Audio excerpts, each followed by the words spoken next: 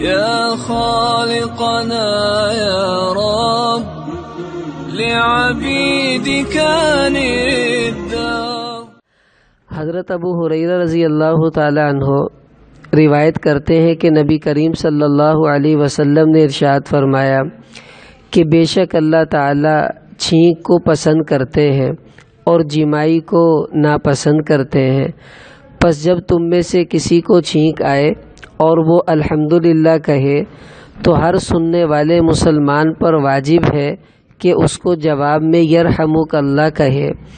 اور بہرحال جمائی یہ شیطان کی طرف سے آتی ہے، سو جب بھی تم میں سے کسی کو جمائی آئے تو اس کو چاہیے جتنا ہو سکے اس کو روکنے کی کوشش کرے۔ پس بے شک جب بھی تم میں سے کوئی آدمی جمائی لیتا ہے تو شیطان اس کی اس کیفیت کو دیکھ کر ہنستا ہے۔ آج ہمارا موضوع جمائی کے بارے میں ہے کہ جب جمائی آئے تو ہمیں کیا کرنا چاہیے۔ دیکھیں، انسان کو اللہ تعالیٰ نے مختلف قسم کی کمزوریوں کے ساتھ جوڑا ہوا ہے۔ ان میں سے ایک کمزوری یہ بھی ہے کہ ہم لوگوں میں سستی کا پہلو غالب رہتا ہے۔ نبی کریم صلی اللہ علیہ وسلم کو اللہ پاک نے بہت سی خصوصیات سے نوازا تھا، یعنی ہم میں اور حضور علیہ السلام میں بڑے فرق ہیں۔ ایک فرق تو یہ کہ آپ صلی اللہ علیہ وسلم کو سستی نہیں آتی تھی۔ آپ نے پناہ مانگی ہے اللہم انی اعوذ بک من العجز والکسل، کہ یا اللہ میں سستی سے تیری پناہ چاہتا ہوں، مجھے سستی نہ آ جائے۔ اور یہ جو جمائی ہے یہ سستی ہی کی ایک علامت اور نشانی ہوتی ہے۔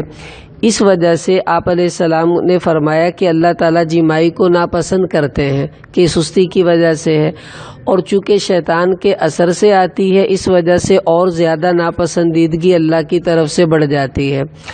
اب حضور علیہ السلام اور سارے انبیاء پر شیطان کا تسلط نہیں ہوتا تھا، اسی وجہ سے آپ صلی اللہ علیہ وسلم کو پوری زندگی کبھی احتلام نہیں ہوا، کسی نبی کو احتلام نہیں ہوتا تھا۔ کیوں کہ احتلام یہ شیطان کے اثر سے ہوتا ہے اور نبیوں پر شیطان کا اثر نہیں ہوتا۔ دوسری بات یہ کہ آپ صلی اللہ علیہ وسلم نے پوری زندگی کبھی انگڑائی نہیں لی، جیسا کہ ہم لوگ صبح صبح ایسے بازو اٹھا رہے ہوتے ہیں، تو وہ انگڑائی بھی سستی کی علامت ہوتی ہے کہ آدمی کا جسم سست ہوتا ہے تو انگڑائی سے اس کو چستی آ رہی ہوتی ہے۔ تو پوری زندگی حضور نے کبھی انگڑائی نہیں لی۔ تیسری خصوصیت آپ کی یہ کہ ساری زندگی آپ صلی اللہ علیہ وسلم کو جمائی نہیں آئی۔ کیوں؟ یہ ناپسندیدہ چیز ہے، اللہ کو ناپسندیدہ چیز کیسے اپنے نبی کے اوپر طاری کر سکتے ہیں؟ پھر یہ شیطان کی طرف سے آتی ہے اور شیطان کا تسلط انبیاء پر نہیں ہوتا، اس وجہ سے نبیوں کو جمائی نہیں آتی، چھینک حضور کو آتی تھی اور آپ نے اس میں الحمدللہ بھی کہا۔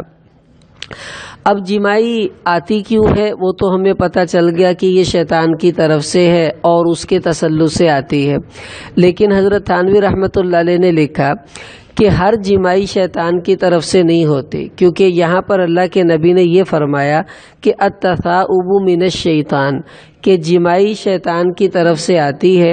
یہ نہیں کہا کل تثاؤب من الشیطان کہ ہر جمائی شیطان کی طرف سے آتی ہے۔ مثلاً اگر آپ نماز پڑھ رہے ہیں اور آپ کا نماز میں دھیان جمع ہوا ہے، اللہ کی ذات عالی کا استحضار ہے اور سستی کوئی محسوس نہیں ہو رہی اور نماز میں اللہ کی طرف دھیان بھی ہے، پھر بھی اگر جمائی آتی ہے تو یہ جمائی شیطان کی طرف سے نہیں بلکہ طبیعت کی وجہ سے آ رہی ہے کہ جسم تھکا ہوا اس وجہ سے جمائی آنا شروع ہو گئی ہے۔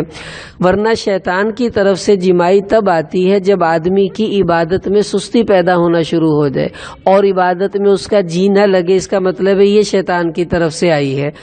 اب جمائی آئے گی ہمیں دو حالتوں میں، ایک تو نماز کی حالت میں، ایک نماز کے علاوہ۔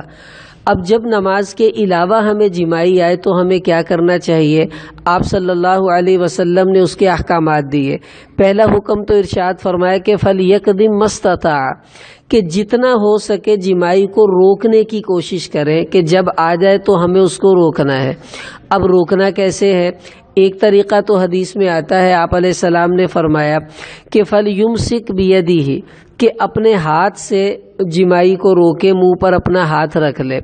اب دیکھیں جب نماز کے علاوہ کبھی جمائی آتی ہے تو ہاتھ کو اس طرح الٹا کر کے اپنے منہ پر رکھنا ہے کہ آپ کی جو انگلیوں کی پشت ہے یہ منہ کے اوپر آنی چاہیے، اور الٹا ہاتھ منہ پر رکھنا یہ سنت ہے۔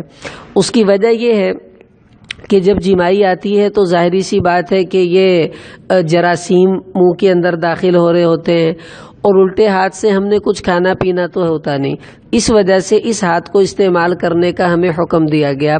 اب یہ ہم منہ پہ ہاتھ کیوں رکھتے ہیں جب جمائی آتی ہے؟ تو علماء فرماتے ہیں اس کی بہت ساری حکمتیں ہیں۔ سب سے پہلی حکمت تو یہ جو آپ صلی اللہ علیہ وسلم نے ارشاد فرمائی کہ جب بھی تمہیں کسی کو جمائی آتی ہے تو فإن الشیطان یضحک من، تو شیطان اس کو دیکھ کر ہنستا ہے۔ تو جب منہ پہ ہاتھ رکھ لیں گے تو شیطان کو ہنسنے کا موقع نہیں ملتا۔ اب شیطان ہنستا کیوں ہے یہ آپ کو بھی پتہ ہے کہ جب جمائی آتی ہے تو ہماری شکل بگڑ جاتی ہے، ویسی نہیں رہتی جیسی عام حالت میں ہوتی ہے، چہرہ کھل جاتا ہے، عجیب سا منہ ہو جاتا ہے۔ تو اس کو دیکھ کر شیطان ہنستا ہے کہ دیکھو اللہ نے اس کا چہرہ کیسا بنایا تھا اور میں نے جمائی طاری کر کے اس کی شکل بگاڑ دی ہے۔ تو ہم منہ پر ہاتھ رکھ کر اس بگڑی ہوئی شکل کو چھپا لیتے ہیں تاکہ شیطان کو ہنسنے کا موقع نہ مل سکے۔ دوسری وجہ شاہ ولی اللہ محدث دہلوی رحمۃ اللہ علیہ نے یہ فرمائی کہ جب آدمی کو جمائی آتی ہے تو منہ کھلتا ہے اور اندر کو سانس آدمی لینا شروع ہوتا ہے، تو باہر کوئی اڑتا ہوا مچھر، کوئی اڑتی ہوئی مکھی اگر وہ منہ میں چلی گئی تو اس کے سانس کی نالی میں جا کر اس کی جان کے لیے بھی خطرے کا سبب بن سکتی ہے۔ تو حضور نے حکم دیا تم منہ پر ہاتھ رکھ لو تاکہ باہر کا کوئی مچھر یا مکھی وغیرہ وہ تمہارے منہ میں نہ جا سکے۔ یہ بھی ایک حکمت ہے۔ تیسری وجہ علماء نے یہ لکھی کہ جب جمائی آتی ہے تو منہ کھلتا ہے آدمی کا، اگر ہاتھ رکھ لیں گے تو منہ زیادہ نہیں کھلتا، اگر ہاتھ نہیں رکھیں گے تو جبڑا پورا کھلنے کی کوشش کرتے ہیں، اور ایسے واقعات کثرت سے آ چکے ہیں اور ڈاکٹروں نے ان کو لکھا ہے اپنی کتابوں میں کہ یہ جو ہاتھ رکھنے کی حکمت ہے اس میں بڑی وجہ یہ ہے کہ اگر آدمی ہاتھ نہ رکھے تو بعض اوقات جبڑا کھلتے کھلتے نچلا جبڑا اتر جاتا ہے آدمی کا، اور پھر اس کو چڑھوانا پڑتا ہے ڈاکٹر سے کہ وہ اتنا زیادہ منہ کھل جاتا ہے کہ وہ یعنی ضرورت سے زیادہ جس کو کہہ لیں کھلتا ہے، اور ہاتھ رکھنے سے وہ ضرورت سے زیادہ نہیں کھلتا، بس ایک حد تک جا کر رک جاتا ہے۔ تو یہ بھی وجہ ہے کہ آپ علیہ السلام نے حکم دیا کہ آدمی اپنے منہ کو جو ہے وہ ہاتھ منہ کے اوپر رکھ لے۔ اب نماز میں جمائی اگر آئے تو ہمیں کیا کرنا ہے؟ اب نماز میں دو حالتیں ہیں، یا تو آپ قیام کی حالت میں ہوں گے یا رکوع سجدے وغیرہ میں۔ اگر ہم قیام کی حالت میں ہوں تو ہمارا سیدھا ہاتھ اوپر ہوتا ہے، الٹا ہاتھ نیچے ہوتا ہے۔ تو قیام کی حالت میں دائیں ہاتھ کو منہ کے اوپر رکھنا ہے اگر آپ کو ہاتھ کا استعمال کرنے کی ضرورت پیش آ جائے تو۔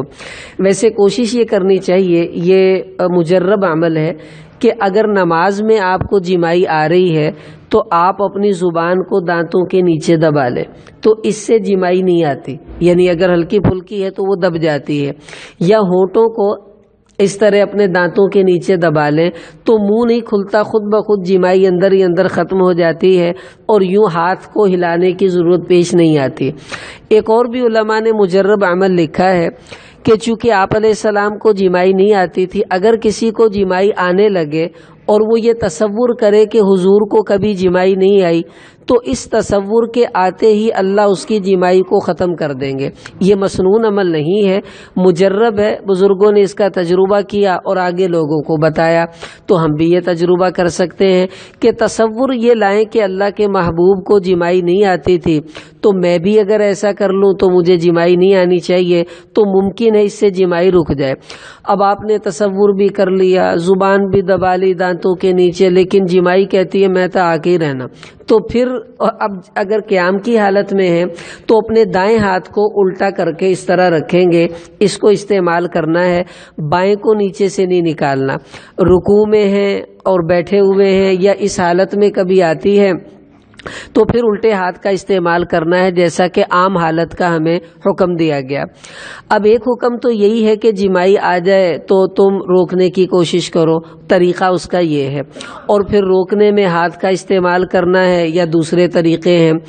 اگلا حکم آپ صلی اللہ علیہ وسلم نے یہ دیا کہ جب تم میں سے جمائی کسی کو آنے لگے ولا یقل ہا، تو ہا نہ کہے، کیونکہ جب ہا کہے گا تو شیطان کہا لگاتا ہے کہ دیکھو میں نے اس کو کس کام پہ لگا دیا۔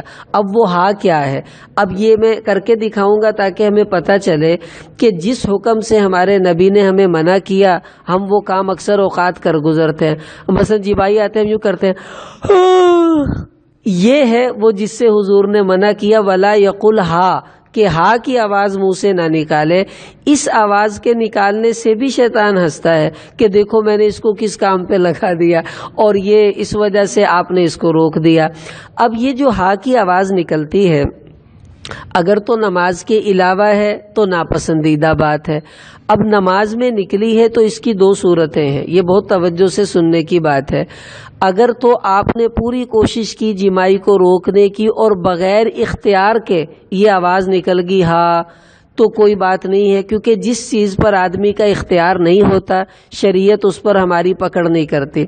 لیکن اگر کسی نے جان بوجھ کے یہ آواز نکال دی نماز کے اندر تو صاف علماء نے لکھا یہ مکروہ تحریمی ہے، حرام کے قریب گناہ کی بات ہے۔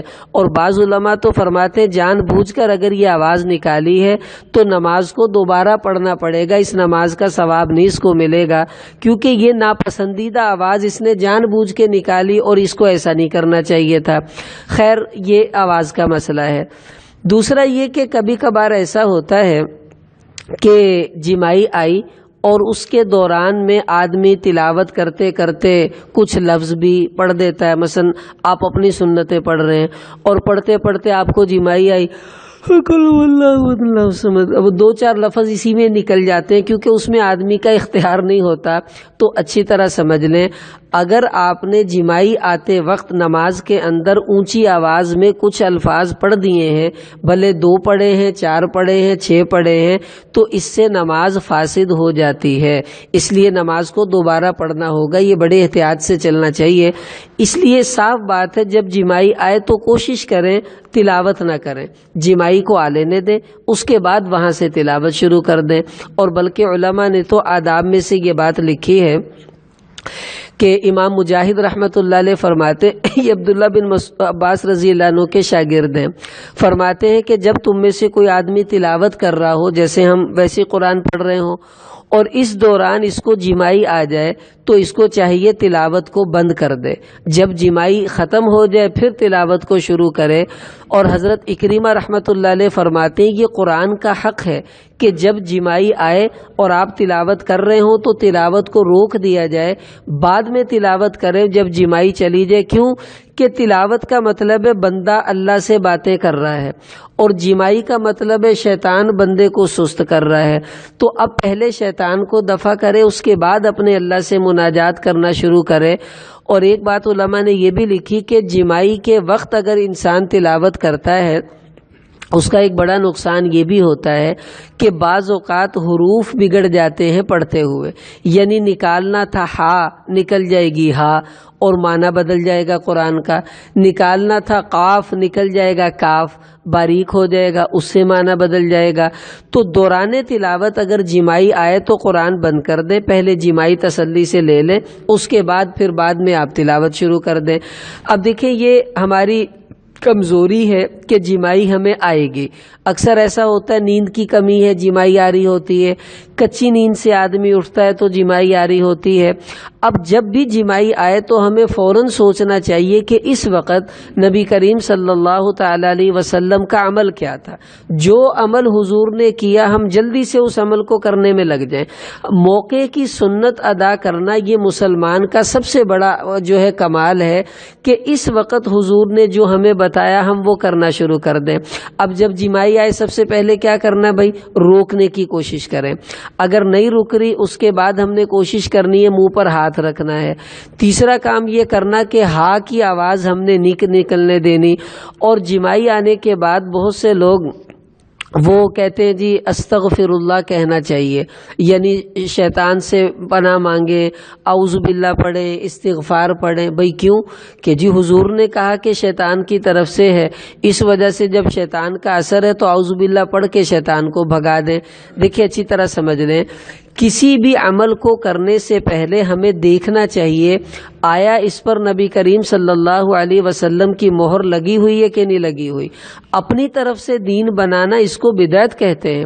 اپنی طرف سے کسی عمل کو ایجاد کرنا یہ بہت بری شریعت میں بات ہے۔ اب جب حضور پاک صلی اللہ علیہ وسلم نے صحابہ کو نہیں کہا کہ تمہیں جماعی آئے تو تم استغفر اللہ کہو یا تم اعوذ باللہ پڑھو، تو اس کا مطلب ہے اس موقع پر یہ پڑھنا ہمارے لیے مناسب نہیں ہے۔ ہمیں جو جو کہا گیا بس ہم وہ کریں گے۔ تو جماعی کی کوئی دعا حضور نے نہیں بتائی، جیسے چھینک کے بارے میں تو کہا کہ الحمدللہ کہہ دو، لیکن جماعی آئے تو کیا کہنا ہے؟ ہمیں کہنے کا حکم نہیں ہے، کرنے کا حکم ہے۔ روکو، ہاتھ رکھ لو اور ہاں کی آواز نہ نکلنے دو۔ بس یہ احکامات موٹے موٹے حضور علیہ السلام نے بتائے ہیں۔